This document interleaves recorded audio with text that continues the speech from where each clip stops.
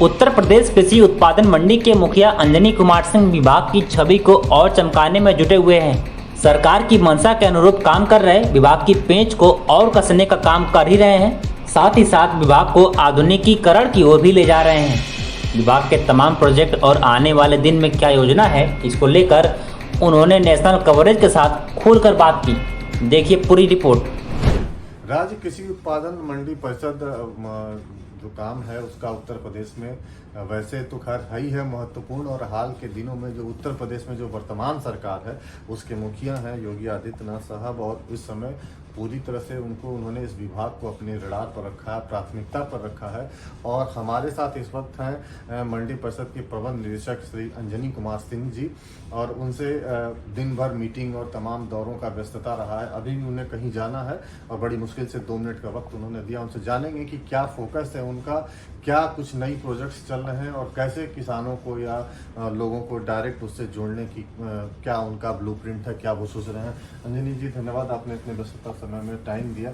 ये बहुत ही संक्षेप में आपसे जानना कि समय कुछ क्या बड़े प्रोजेक्ट्स आपके चल रहे हैं, क्या दिमाग में कोई ब्लूप्रिंट लेके चल रहे हैं कि क्या होना है आने वाले दिनों में, जिससे इस विभाग का और एक बढ़िया पिक्चर सामने आएगी हम लोग।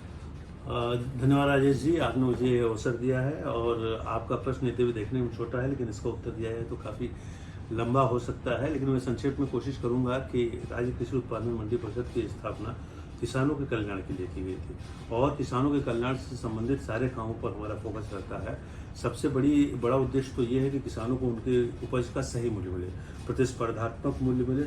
जब किसान अपनी उपज लेकर मंडियों में आए तो उसकी उपज को खरीदने वाले कई लोग हों, उनके आपस में प्रतिस्पर्धा हो, जिससे बहुत अच्छा दाम मिले।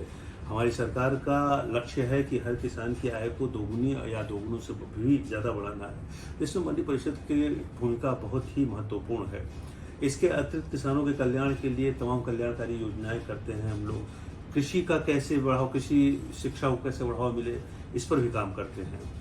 तो हमारा उद्देश्य वही है। अभी कुछ परिवर्तन हुए हैं, नए फार्मूलाज आए हैं, और किसानों को ये स्वतंत्रता मिली है कि वो अपनी उपज कहीं भी बेच सकते हैं, जहां उन्हें अच्छा मूल्य मिले। यदि मंडी के बाहर अच्छा मूल्य मिलते हैं तो वहां बेच सकते हैं, यदि वहां नहीं मूल्य मिलता है तो मंडी के अंदर बेच सकते हैं। पहले कानून से ये बाध्यता थी कि वो मंडी परिषद के अंदर ही बेच सकते थे, और मंडी परिषद का ये दायित्व था, उसकी ये भूमिका थी कि उनको अच्छा से अच्छा मूल्य दिलाए। इसी दिशा में ई-नैम यानी कि नेशनल एग्रीकल्चर मार्केट, यानी कि किसान को पूरा भारत देश की एक प्लेटफॉर्म दिया है, इलेक्ट्रॉनिक प्लेटफॉर्म। किसान की उपज का दाम भारत देश में बैठा हुआ कहीं से भी कोई व्यापारी लगा। हाल के दिनों में लेकिन इसको काफी कंफ्यूजन भी हो रहा था। बिल्कुल, देखिए कभी कभी ऐसा होता है किसी क्षेत्र विशेष में अत्यधिक उपज होने के कारण या अन्य किसी कारण से कभी कभी किसी फसल का, किसी उत्पाद का मूल्य काफी गिर जाता है। आलू देख लीजिए, टमाटर देख लीजिए, कभी कभी आपको सुनने को मिलता है कि टमाटर का मूल्य इतना कम मिल रहा है, किसानों को फायदा नहीं हो रहा है, या किसान ऐसे ही छोड़ के जाते हैं, और उसी समय में देश के अन्य कोनों में उसका अच्छा मूल्य मिल सकता है। तो ई-नैम की अवधारणा और ई-नैम पर काम करने का उद्देश्य इतना ही है कि यदि किसी क्षेत्र विशेष में मूल्य गिर जा रहा है तो जहां पर अच्छा मूल्य है वहां इलेक्ट्रॉनिक प्लेटफॉर्म के माध्यम से व्यापारी उसकी मूल्य लगा सकता है और वहां तक माल। ये तो एक अच्छी पहल है। जी बिल्कुल। 2 छोटे सवाल, अगर आप आने वाले दिनों के लिए कुछ ये कहें, कोई 2-4 प्रोजेक्ट के नाम आप गिना सकें कि हम इस बड़े प्रोजेक्ट पर कुछ काम कर रहे हैं, तो अगर बता सकें आपको कोई याद हो। देखिए, हमने आपको बताया कि सड़कों का निर्माण हम करते रहे हैं ताकि किसान अपनी उपज मंडियों में सुविधा को ले आ सके। अभी 27 मंडियों को आधुनिकीकरण हमने किया है, उसमें ढेर सारा बजट खर्च किया है। अब हमारे सामने आधुनिकीकरण से क्या था? आधुनिकीकरण का मतलब ये कि जब किसान मंडी के अंदर आए तो उसे सुविधा, जो भी वो सुविधा की अपेक्षा करता है, या एक आपके मनोमस्तिष्क में जो सुविधाओं की बात आती है, उसको अच्छी रोड मिलनी चाहिए, लाइट्स होनी चाहिए, पीने का पानी मिलना चाहिए, प्रसाधन मिलना चाहिए, अच्छा ऑफिस होना चाहिए, वेल इक्विप्ड होना चाहिए, कंप्यूटराइज्ड होना चाहिए, हमारे वेइंग ब्रिज लगे हुए हैं, उसकी उपज का तौल अच्छे से हो जाना चाहिए, दुकानें भी ठीक ठाक दशा में हों, चबूतरे ठीक ठाक दशा में हों। तो सारा इंफ्रास्ट्रक्चर को हमने आधुनिकीकरण किया है, उनको रिनोवेट किया है, उनको इलेक्ट्रॉनिक प्लेटफॉर्म प्रदान किया है, हमारे गैजेट्स जो जितना भी हम टेक्नोलॉजी का यूज कर सकते हैं उसका यूज़ किया है। तो 27 मंडियों को आधुनिकीकृत किया है, और हम लोग निर्यात पर भी काम कर रहे हैं। 2 पैक हाउस हमारे पास पहले से हैं, और 2 इंटीग्रेटेड पैक हाउस, एक वाराणसी में और एक अमरोहा में काम शुरू हो गया है।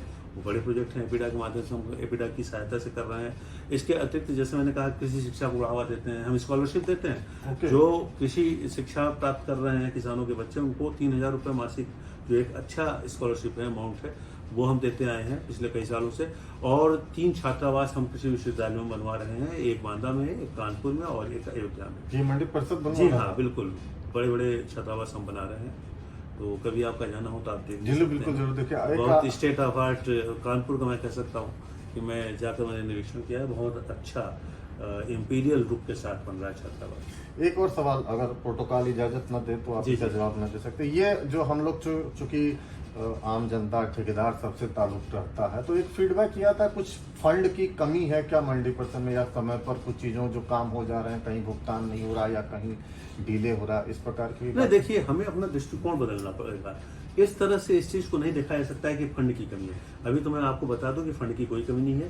मंडी सस्टेनेबल है, चल रही है, अपने स्रोतों से चल रही है। और जब ये बात कोई कहता है तो मैं उससे ये अनुरोध करता हूँ कि अपने दृष्टिकोण बदलने की बात है। अब देखिए, किसानों को ये स्वतंत्रता प्रदान की गई है नए फार्मूला से, यद्यपि अभी फार्मूला से लागू नहीं है कई जगह, तो ये स्वतंत्रता प्रदान की गई। देखिए, मंडी परिषद की स्थापना का उद्देश्य क्या था? किसानों का कल्याण, किसानों को सबसे अच्छा मूल्य दिलाना। कई बार ऐसा होता था कि किसान मंडी परिषद में आता था और मंडी परिषद में किसी कारणों से अच्छा मूल्य नहीं मिलता था, जबकि बाहर अच्छा मूल्य मिलता था।